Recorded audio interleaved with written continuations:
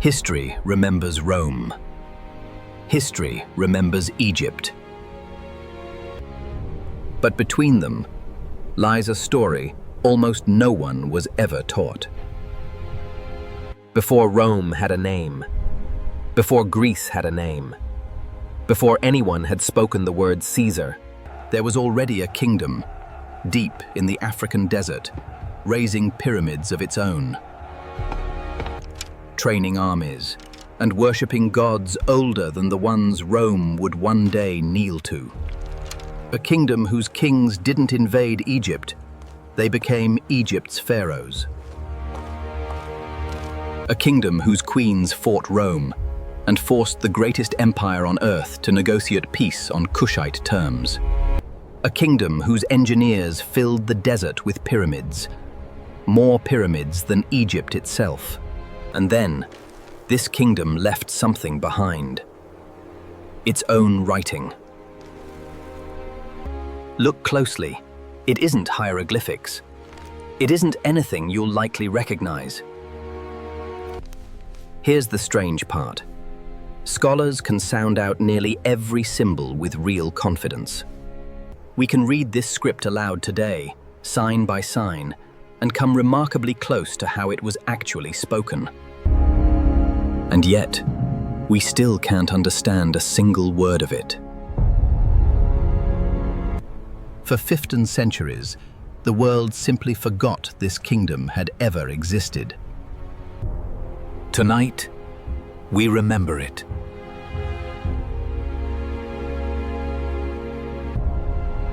This is Kush.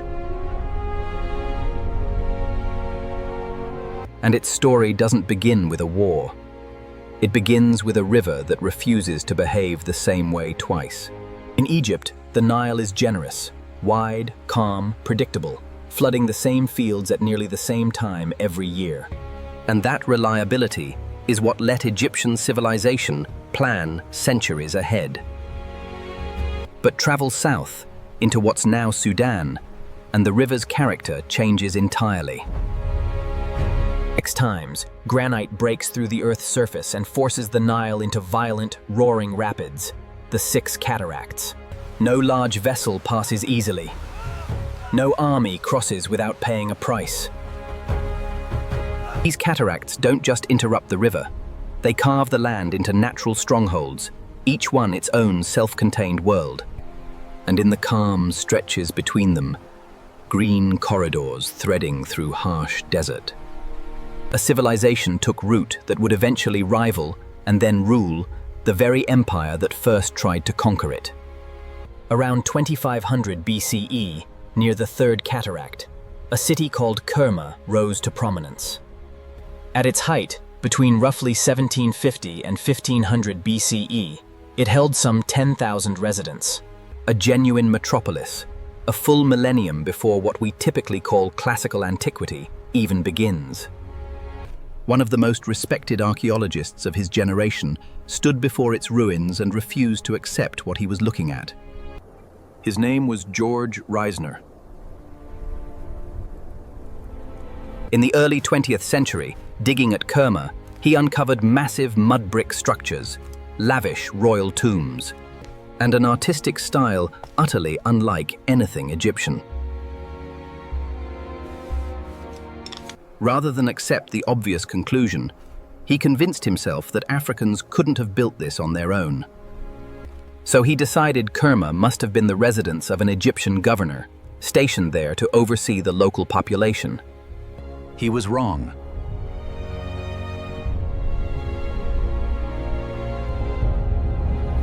Kerma was never a colony.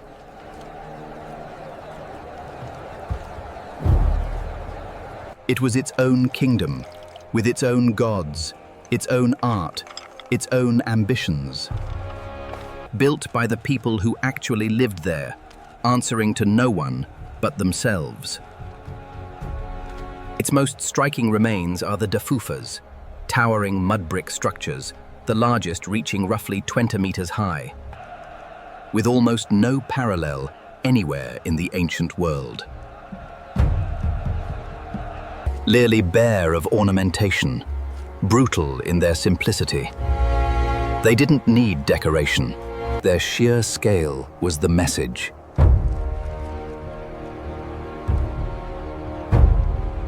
But it's the royal tombs that chill the blood. In the passage leading to a single burial chamber, archaeologists found the remains of roughly 400 people, widely interpreted as sacrifices, sent to accompany their king into the afterlife. Beside them, horses, dogs, gold, bronze weapons. 400 lives given over to serve one man in death. Whatever we make of that today, it tells us just how much weight the idea of kingship carried in that world.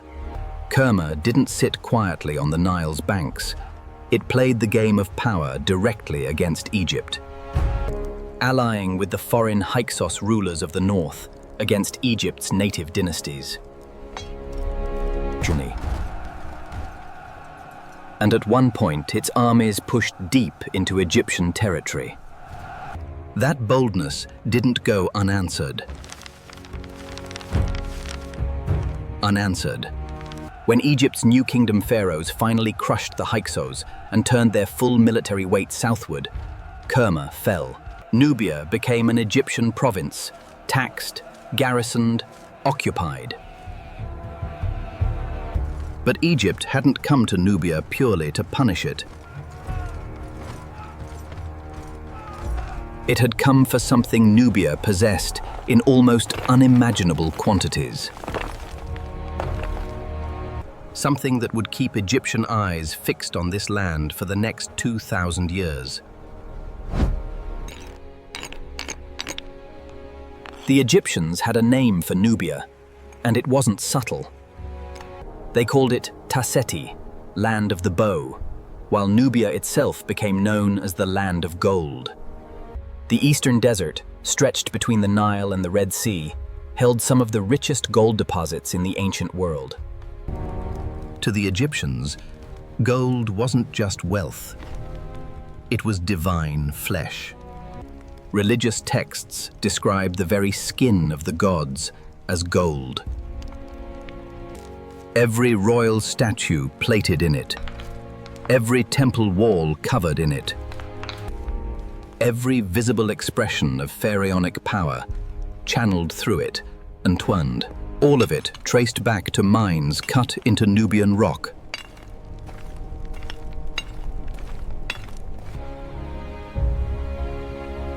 This single fact explains almost everything else. Why Egypt occupied Nubia again and again over 2 millennia. Why it built fortress after fortress along the Nile south of the First Cataract. And why, centuries later, the kings of Kush had the wealth to build hundreds of pyramids and field armies capable of invading Egypt itself.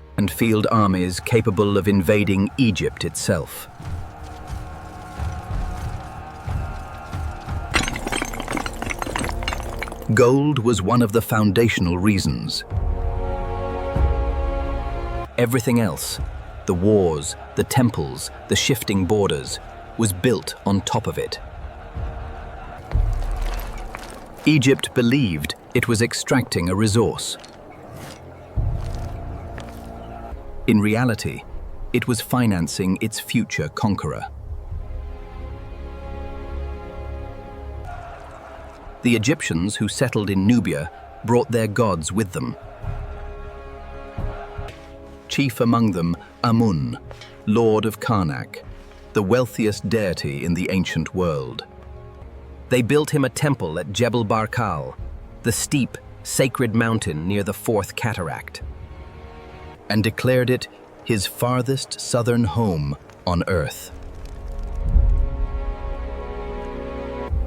Then, centuries later, Egypt weakened. The garrisons went home. The administrators packed up and left. But they left their god behind.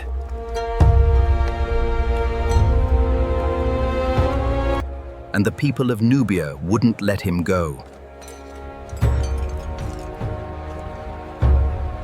They kept his temple lit, kept his rituals alive. Slowly, they came to believe something extraordinary. That they, not the Egyptians, were Amun's true and faithful servants. More devoted to him than the very civilization that had introduced his worship in the first place. A god abandoned by the empire that carried his cult south. Was embraced instead by the people that empire had come to rule.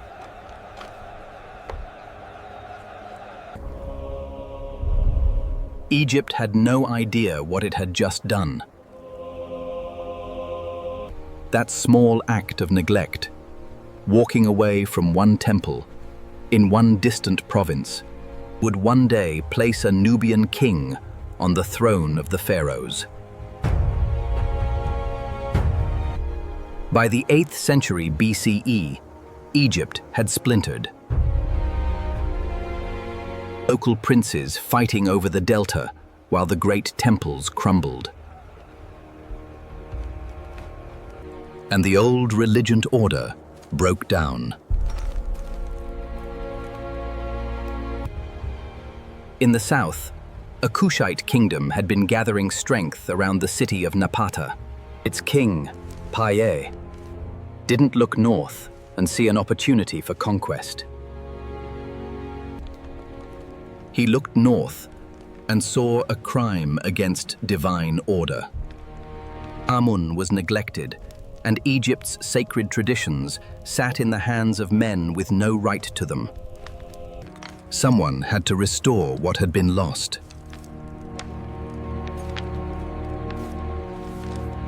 And Piye believed, with total conviction, that he was the one chosen to do it. His own account of the campaign, carved onto the Piye stela, and preserved today in the Egyptian Museum in Cairo, doesn't read like a war record. It reads like a pilgrimage. At every major temple along the way, he stopped. Bathing in the sacred lake, offering sacrifices, purifying the holy site, before moving on to defeat the next rival.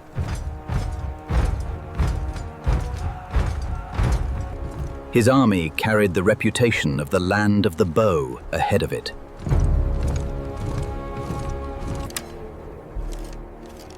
Nubian archers were so skilled and so feared that for centuries they ranked among the most sought-after warriors in the ancient Near East. Paired with disciplined, fast cavalry, Piye's forces simply outmatched the fragmented infantry of Egypt's local rulers. City after city submitted to his authority. And so the 25th Dynasty was born, what's often called the Black Pharaohs.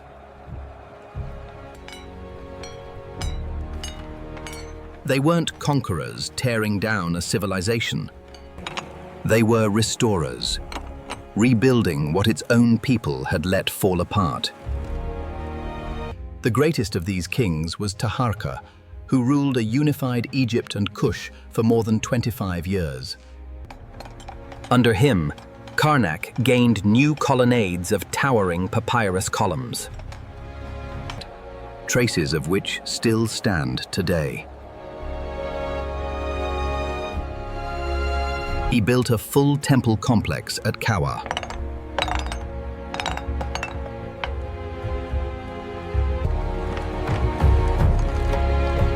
He restored monuments across 1,000 miles of the Nile. From the delta down into the depths of Nubia. He wasn't merely a builder, he was a force on the world stage. Even the Hebrew Bible names him as Tirhaka.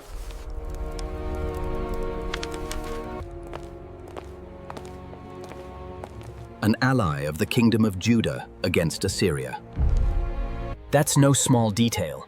It means Taharka's court was woven directly into the diplomacy of the entire ancient Near East. His statues tell their own silent story. Every traditional symbol of pharaonic power is there. The crown, the scepter, the formal royal pose. But the face is unmistakably African. A reminder, carved by his own hand into stone, of exactly who sat on Egypt's throne. But east of Egypt, an empire was rising that no bow, however deadly, could stop. Assyria, the most efficient war machine the ancient Near East had yet produced. Iron weapons, iron armor, and siege engines built for a single purpose, breaking cities that believed themselves untouchable. In 671 BCE, King Esarhaddon invaded Egypt. His successor, Ashurbanipal, finished the job. The Kushite kings fought and tinged, then withdrew. That wasn't disgrace. It was calculation.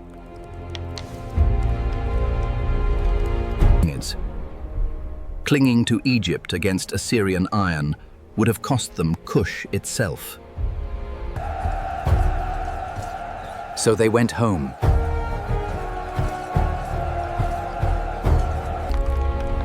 And they took something with them that no invading army could ever strip away: their claim to legitimacy.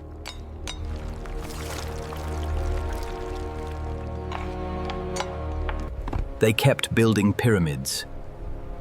They kept performing pharaonic rituals. They kept depicting themselves wearing the double crown in their art, long after they'd left Egypt behind. Insisting, in every inscription and every ceremony, that Egypt had been one chapter in the story of Kush, not the other way around. Around 270 BCE, the capital shifted south again, this time to Meroë. Meroë was nothing like Napata.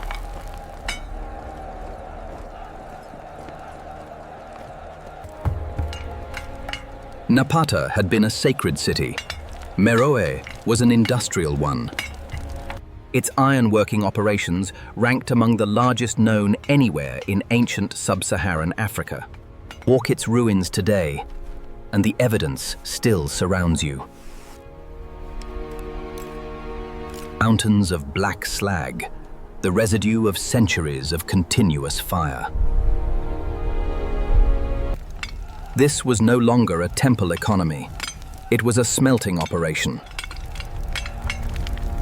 And rising from that same landscape, more than 200 pyramids. Steeper and sharper than Egypt's pyramids, angled between 65 and 70 degrees, compared to Giza's gentler 5200, features that belong to Kush and nowhere else. Meroë sat exactly where it needed to. At the crossing point of the Nile, Red Sea trade routes, and caravan paths reaching deep into Africa. Gold, ivory, iron tools, and exotic animals bound for foreign courts all passed through Meroitic hands. And all of it enriched the kingdom.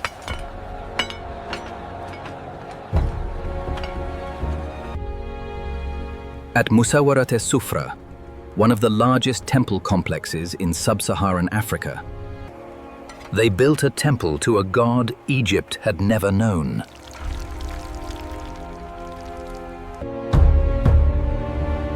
Apedemak, the lion-headed god of war. born not from the farmland of the Nile, but from the open savanna.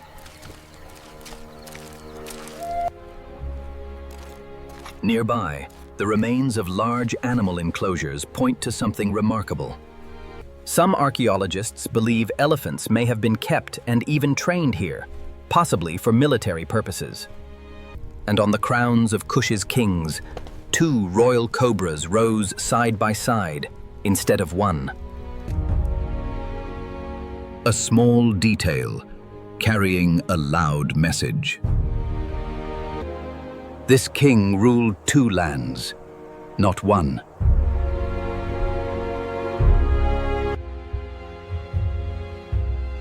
It's worth pausing here to answer one question directly. Was Kush simply an Egyptian province in all but name, owned? A copy wearing a different crown? The evidence says no, decisively. Egypt wore a single royal cobra on its crown. Kush wore 2. Egyptian pyramids sloped gently, around 52 degrees. Kush's rose sharp and steep, between 65 and 70. Egyptian influence carried the worship of Amun south. Kush embraced Amun and reshaped his cult. But it also had Apedamac, the lion-headed war god, with no Egyptian counterpart at all. Royal women in Egypt typically exercised power through family roles, with only a handful ruling directly as pharaoh. In Kush, some royal women held genuine ruling authority, wielding real political power within the kingdom. Egypt wrote in hieroglyphics for 3,000 years. Kush eventually rejected that entirely.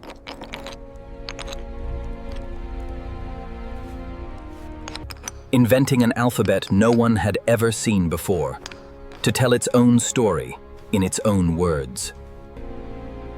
Every one of these details points the same direction. Kush didn't imitate Egypt. It absorbed what it needed from its northern neighbor, then built something no one else in the ancient world had.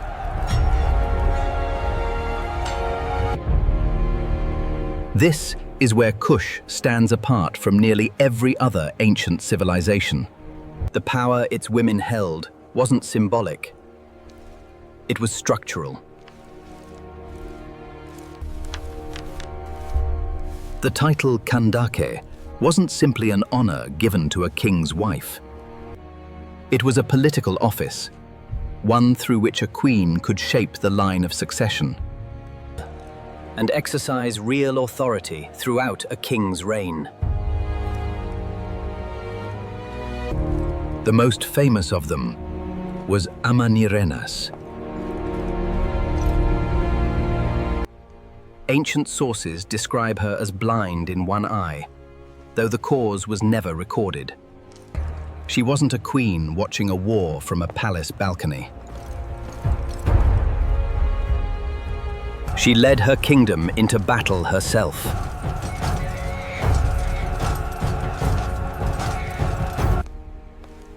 About 5 years after Rome annexed Egypt, its new governor made a mistake. He marched most of his garrison off on a campaign into the Arabian Peninsula. Scottish traveller James Bruce described Meroë's pyramids to a Western audience in 1772, leaving the southern border nearly undefended.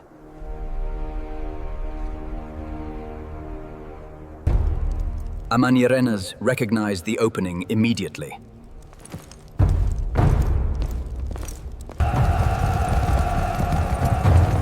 Her forces struck fast and hard. sweeping through Aswan and the border region before Rome could respond, sacking the city, tearing down Roman monuments, and carrying off statues as spoils.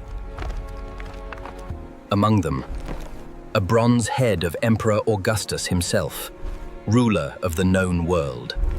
That head made a long journey south to Meroë, and there it was buried. Not displayed, not melted down.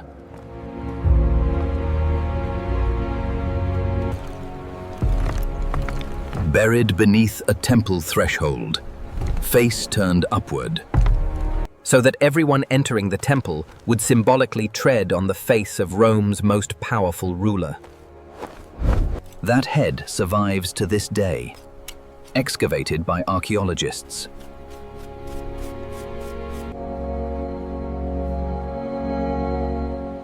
And now on display at the British Museum, sand still packed into its eye sockets at the moment it was found.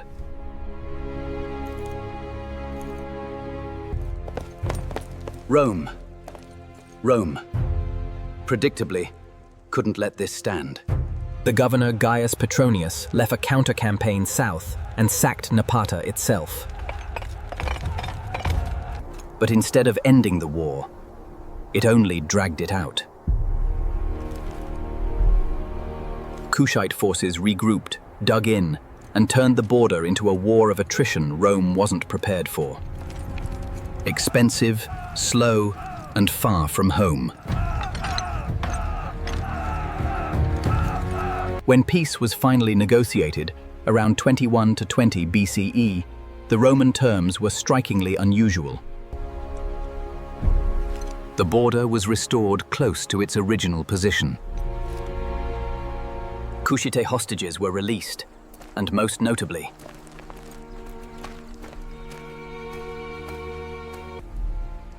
Rome waived the tribute it typically demanded from a defeated enemy. Archas. Terms that generous were exceptionally rare in Roman diplomacy, especially following an armed border conflict.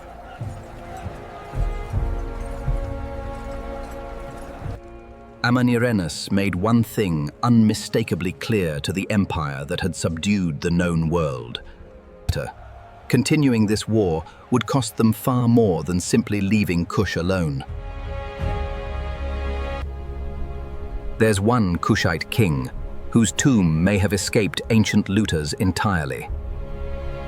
Not because no one ever found it, but because reaching it means diving underwater. His name was Nastasen, one of the last Kushite kings. Buried in the royal cemetery at Nuri, around 315 BCE. A century ago, archaeologist George Reisner traced a staircase cut directly into the bedrock beneath his pyramid. 65 steps, descending into darkness. Back then, the water at the bottom barely reached his ankles. That's no longer true.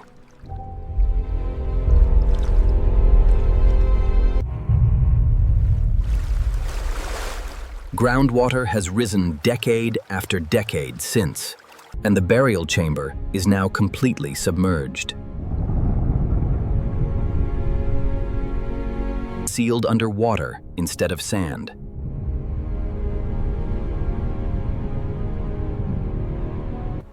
In January 2019, archaeologist Piers Paul Kriesman returned to finish what Reisner couldn't.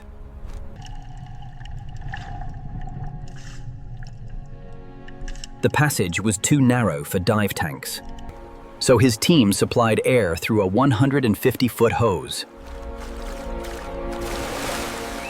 connected to a fuel-powered compressor on the surface.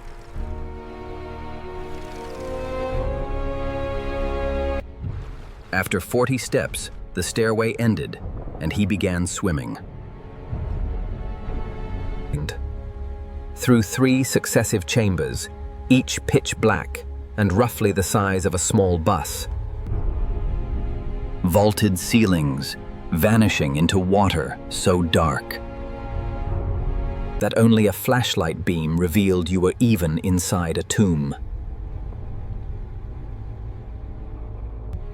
In the final chamber, his light found Nastasen's stone sarcophagus, apparently untouched. Beside it, ritual statues still wrapped in gold leaf, possibly the last physical trace of the king himself.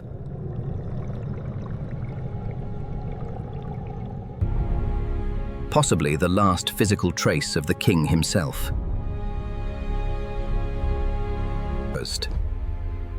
Many other royal tombs at Nuri were emptied by looters centuries ago. Nastasen's may have survived precisely because the same water that swallowed the tomb later kept looters out. The Nile that built Kush's fortune may have ended up guarding its king. And Nastasen isn't alone down there. Nuri holds dozens of pyramids, and most of what lies beneath them has never been seen by modern eyes. Sometime between the 2nd and 3rd centuries BCE, the people of Kush did something no one had asked of them. They invented their own writing system. 23 symbols, their shapes borrowed from Egyptian hieroglyphics, but entirely restructured to fit their own language. A declaration in ink and stone that they were no longer telling anyone else's story. In 1911, British Egyptologist Francis Llewellyn Griffith cracked its phonetics. Today we can read Meroitic script aloud, and read it confidently. But we still don't know what most of it says.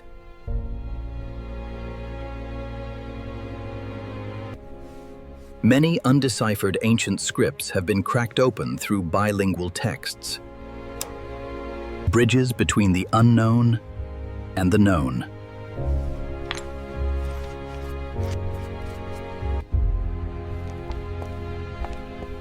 Meroitic has never given us one.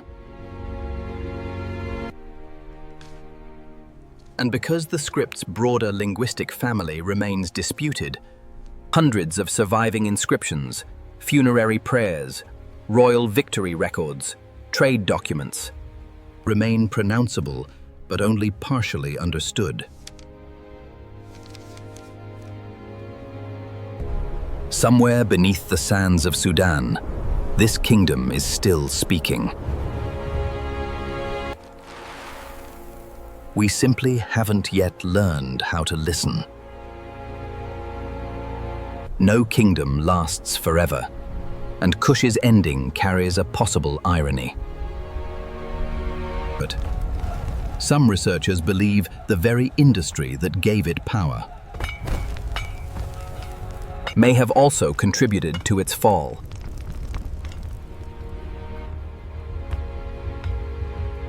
Iron smelting consumes enormous amounts of charcoal, and charcoal consumes forests. Century after century, Meroë's furnaces may have gradually stripped parts of the Butana plateau of its woodland. Those slag heaps aren't just evidence of industrial success. Some archaeologists view them as a possible sign of gradual environmental strain. A plausible chain of consequences. Deforestation contributing to soil erosion. Erosion contributing to declining harvests.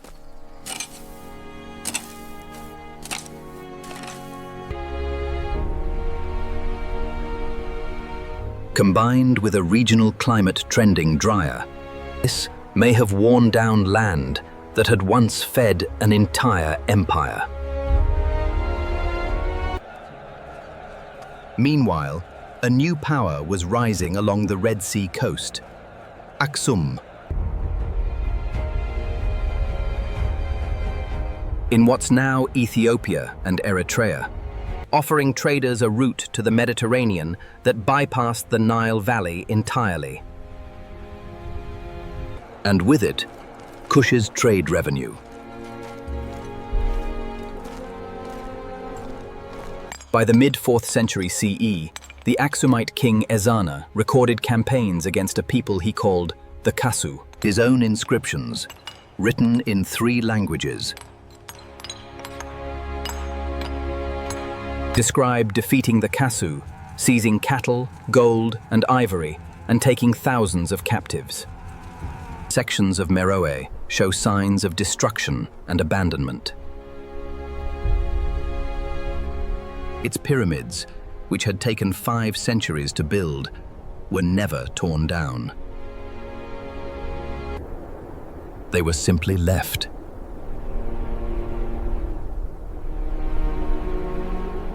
And the desert did the rest, grain of sand by grain of sand, over the centuries that followed, until the memory of everything built here sank beneath the sand, along with it. Within a generation or two, Meroitic writing fell silent. Not destroyed, just forgotten, as the scribes who trained new scribes disappeared. The world beyond ancient Kush's borders simply stopped knowing this kingdom had ever existed. For 15 centuries.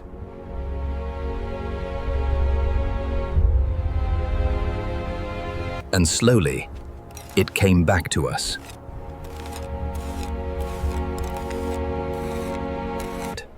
Scottish traveller James Bruce described Meroë's pyramids to a Western audience in 1772, finding some, but leaving behind a legacy the site never fully recovered from. Real, careful excavation didn't begin until the early 20th century. And in the 1960s, when the Aswan High Dam threatened to submerge the entire Nubian Nile Valley beneath a new lake, UNESCO launched one of the largest archaeological rescue campaigns in history. Racing rising water to save what could still be saved.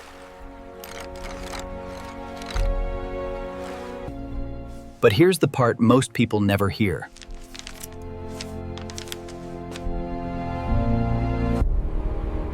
What's been discovered so far is likely only a small fraction of what's still out there. Archaeologists estimate that only a small percentage of ancient Sudanese sites have been properly excavated to date. Results published in 2025 revealed that a Polish survey team mapped more than 1,200 previously unknown archaeological sites In Sudan's Bayuda Desert, over years of fieldwork. Entire sections of Meroë itself remain unexcavated even now. Geophysical surveys keep turning up structures, walls, foundations, burial sites that no one has opened yet. Compare that to Egypt, where the Giza Plateau alone has seen more than a century of continuous, well-funded excavation. This isn't because Sudan holds less history. It's because far fewer people are looking for it.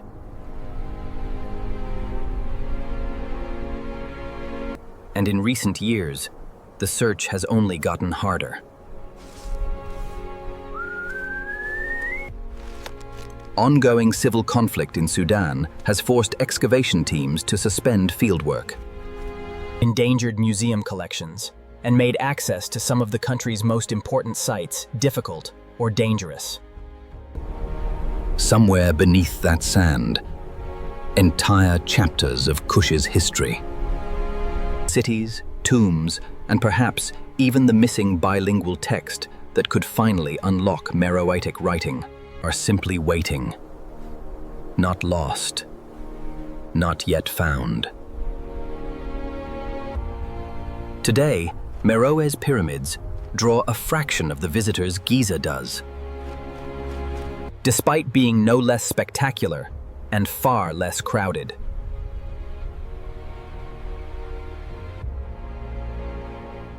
That's not historical accident. It's a recurring pattern. The world has consistently given more attention to Egypt's monuments than to comparably significant sub-Saharan civilizations that rose right beside it. Meroë and its surrounding sites were named a UNESCO World Heritage Site in 2011, formal recognition of what archaeologists had known for a century. But that recognition on paper never translated into real protection on the ground. Sudan's continuing instability still puts these sites at risk. And linguists working to decode Meroitic script are, even now, still searching for the bilingual inscription that might finally crack it open. The discovery that would let a kingdom silent for 2,000 years speak again. Kush's legacy is still alive across modern Sudan and northern Ethiopia.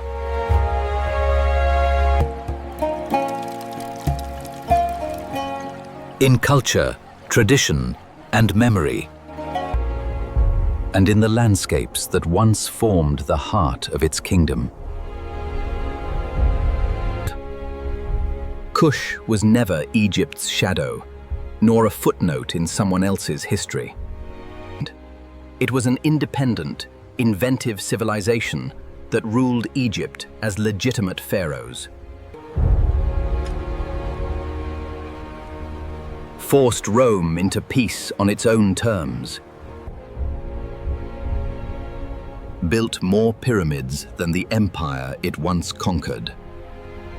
And gave some of its royal women a degree of political power.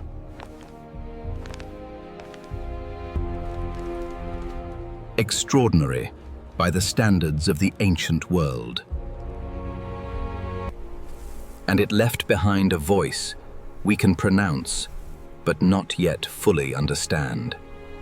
A message still waiting, letter by letter, for someone to finally answer it.